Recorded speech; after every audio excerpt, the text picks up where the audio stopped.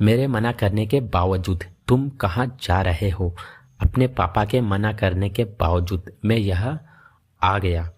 Doctor के मना करने के बावजूद वह मिठाइयाँ खा रहा था। उसके मना करने के बावजूद मैं यह मोबाइल खरीदूंगा। तो गाइस, इस तरह के सेंटेंसेस जो कि अक्सर हमें हमारी डेली लाइफ में बोलने होते हैं, जिनमें कि हमें बोलना होता मना करने के बावजूद।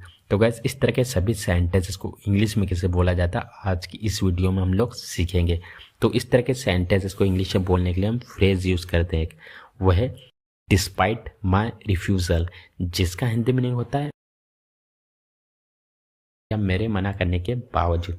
तो एक और बात क्लियर करना चाहूँगा, ये जो माँ है यहाँ पे बस मैं आप लोगों को एक्सप्लेन करने के लिए लिखा हूँ। यहाँ पे कोई सा भी पॉजिटिव एडजेक्टिव आएगा तो यहाँ पे गाइस आप देख लेते इसको यूज़ करने का कंप्लीट रूल। तो सबसे पहले बोला जाता है डिस्पाइट, उसके बाद में पॉजिटिव एडजेक्टिव, उसके बाद में रिफ्यूज़ल, फिर कंप्लीट सेंटेंस जो कि किसी भी टेंस में हो सकता है। तो एक और बात क्लियर करना चाहूँगा, यहाँ पे जो पॉजिटिव एडजेक्टिव है इसमें आएगा his, her, their, our, my etcetera, या फिर किसी व्यक्ति का नाम भी आ सकता है।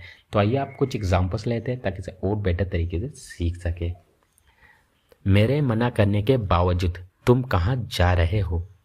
Despite my refusal where are you going there? Despite my refusal where are you going there?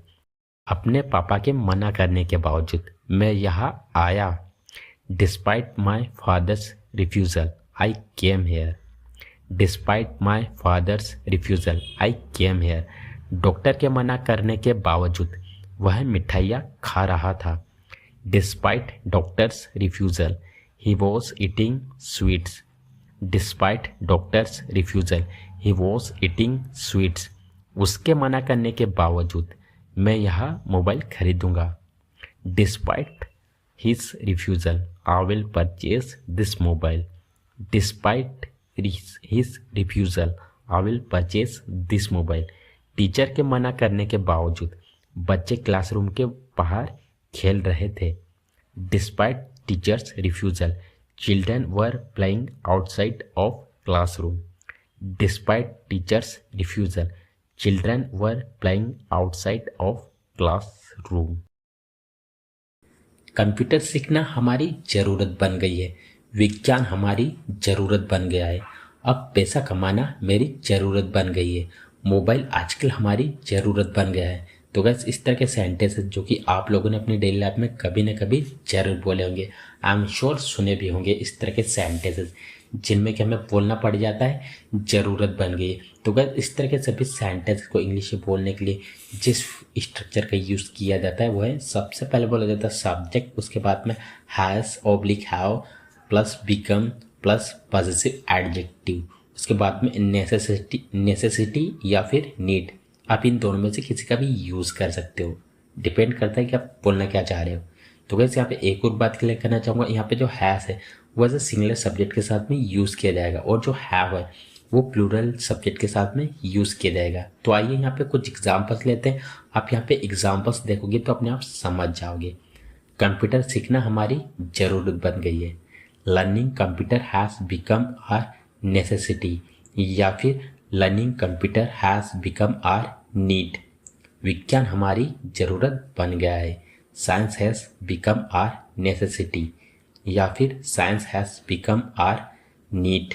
अब पैसा कमाना मेरी ज़रूरत बन गई है। Earning money has become my necessity, या फिर earning money has become my need. Mobile आजकल हमारी ज़रूरत बन गया है। Mobile has become our necessity nowadays. Light को भी अभी जाना था, तुम्हें भी अभी आना था, उसे भी अभी जाना था, तुम्हें भी अभी बताना था। तो गाइस, इस तरह के सेंटेंसेस अक्सर हम हमारे डे टू डे लाइफ में न जाने कितने ही बार इनका यूज़ करते हैं। तो डोंट वरी, आज की इस वीडियो में मैं आप लोगों को सिखाने वाला हूँ कि इन्हें इंग्लिश में कैसे बोला जाता है। तो सबसे पहले बोला जाता है सब्जेक्ट, उसके बाद में टू जिसका हिंदी मीनिंग होता है भी, plus had to plus verb की first form plus right away.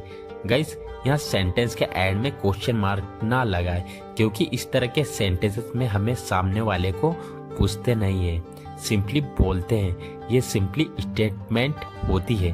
तो आइए यहाँ पे कुछ एग्जाम्पल्स लेते हैं ताकि इसे और बेटर तरीके से सीख सके।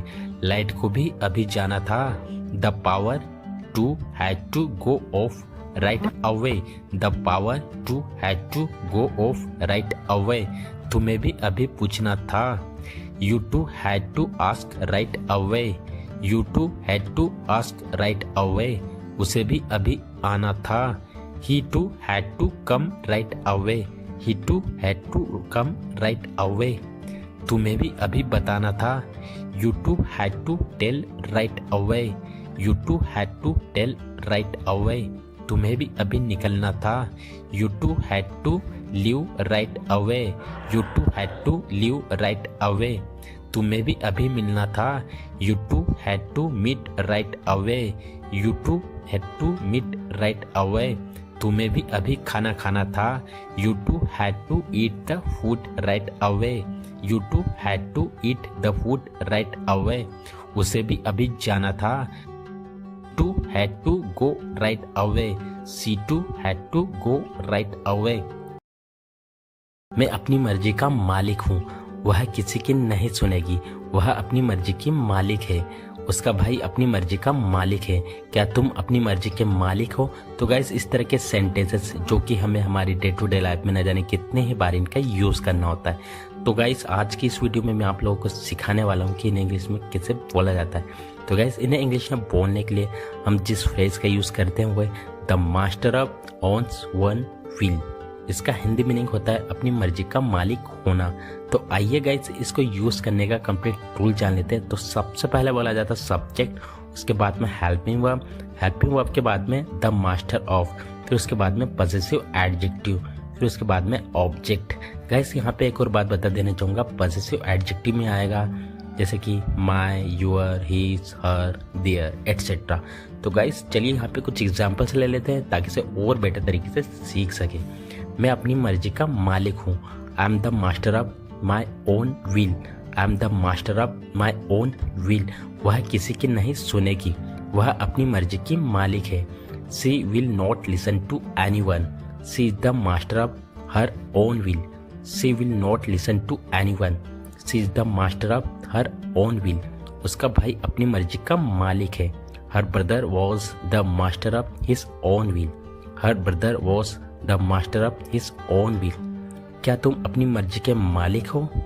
Are you the master of your own will, are you the master of your own will.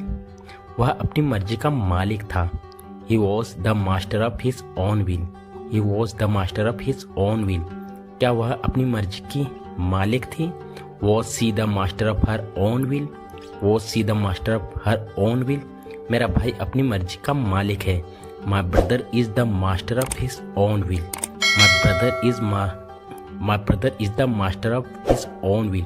तो गाइस आज की इस वीडियो में बस इतना ही। अगर आपको वीडियो अच्छा लगा तो वीडियो को लाइक करें, साथ ही साथ में चैनल को सब्सक्राइब करना ना भूलें। मिलते हैं एक ऐसे शानदार वीडियो में। Till then take care.